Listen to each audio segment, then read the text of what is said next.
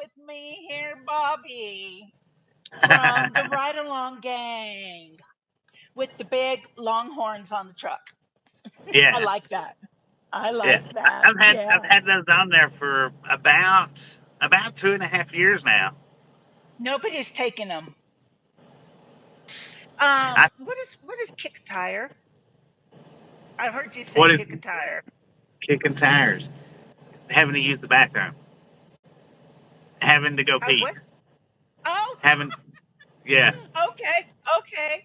All right, I got that. Well, I In- go pee instead too. of instead of saying that I've got to go pee all the time, it's just easier to say like, and that's actually CB lingo. So like if Mhm. you're running with another driver and you get on the CB and you're like, hey man, Mhm. pull over and kick a tire. Okay. Now the question of verticals and wides on memberships. Okay, so they was like, oh, you're just into it for the money, right? No, And then went to the teachers, but it was somewhat what you would consider homeschooling. So I was mhm, like the only one in the class. Sometimes another person would come in, and mhm. I think that everybody should go into school. I don't think homeschooling should be a thing. You should be able to, or you should get out. You should be socialized better than Mhm. what you would be in homeschool. Okay, I get it. I get it. And so, did you play any sports or anything? No, my parents wouldn't let me do that. I'm a little guy. I was Okay, well always, that's okay. yeah, I was always like a foot smaller than everybody in my class. So my parents was like, nah, you'll just get out there and get hurt. Uh, it's like 24, 25 ish, Okay, something like that. okay. And was it difficult to get into? No, yeah, they make it real easy to pass. And you have a Yeah, class A? Okay. yeah, and yeah, you can go through the companies. The companies will do it. Um, but you have to go to some kind of what is it? Accredited. You have to go to an accredited school now, Mhm. and they're really, really cracking down on the whole blood pressure thing. That's Mhm. that's the Oh, one thing that gets a lot of truck drivers blood pressure. why? Maybe The stress? stress, diet, just whatever causes blood pressure to run high. Mine's always a little bit over, Mhm. and they'll and if it's more than a little bit, what'll happen is instead of going every 2 years to get your DOT physical, they can bring you in once a year, once every 6 months, once every 3 months. Contracting work. You can work for contracting companies where you're actually not working for them. They've either just got a truck for you to get in, or like the moving companies, the ones that moves that Mhm. delivers the new trucks to the companies, Mhm. or the old auctioned off trucks to the docks. How often do you get home? I have to stay out 30 days. I have to stay out a minimum Okay. 30 days, but I normally stay out around 45 ish. Okay. And then you're home for how long? In the summertime, I just do 34-hour restarts and I come right back out. Yeah, the rest of the year, I'll go in and stay anywhere from 5 to 12 days, whatever I choose. Okay. Because Okay. I stay out 45 days, so I get to stay home at least 5 days. But they never. Usually stay home at 12. They don't ever say anything. Tell me one place you will not wheel to. One place I won't drive. There's nowhere I won't Mhm. drive. I'll Nowhere? drive anywhere. Nowhere. Yeah. I Mm. don't like going to New York City. I don't like going to California State, but I will go. Mhm. Now, Okay, but is now that hang because on of just. the uh-huh. Now, if I did get something where I had to put the truck on a ferry and ferry across the water, that I would refuse. That I wouldn't do. Where is the most wild place you've been? Uh, Probably Detroit. Probably. Mhm. Tell me about that.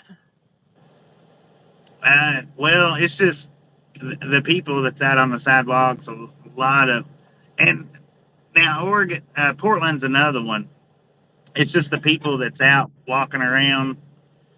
You know, there's some places where you want to lock your door. There's some places you don't want to go slow.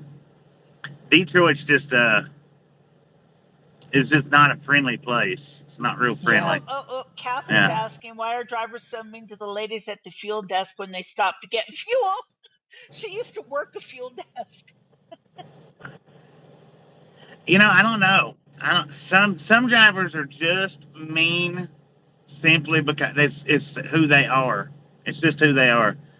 Industry thing, or It's just an impatient thing. It's just an impatient thing, and I don't think it's really industry.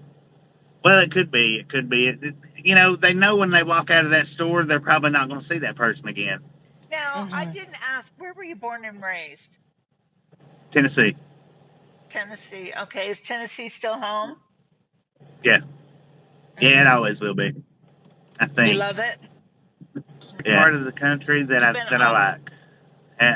As far as narrowing it down, I couldn't because you know there's parts of California that I like for the views, for the food, and it's the same with New York. It's not. There's something about each and every state that I enjoy being in. If it's not nothing more than just to what the landscape looks like. Okay. The other day you mentioned, hey, that guy's got train horns. I used to have train horns on my cab. Why the train horns and what happened? Um, well, I asked with this company if I could put another set on there, and there's like, no. The thing is this is not automatic. It's not a manual. Before, when I had those particular train horns, I had the manual transmission, which means I could take and the air hose through the where the gear shifter comes up. There's a hole right there. No drilling necessary. To just run it through. With the Perfect. automatics, in order to set them particular train horns up, you've got to drill holes in the floor. They Oh, didn't. Yeah, and they was like, nah. So that's yeah, the we're reason not why I don't having have. that. Yeah, that's the reason why I don't have the big train horns now. So, that is that your personal truck or is that the company's truck? Nice company's truck. If it was my Okay. personal truck, I would have the train horns. Yeah, Okay. What happened earlier today before we went live? When you were driving. we was almost in a crash. They was a it was the company Baja. He waited until I was about like this right here and come over. I mean,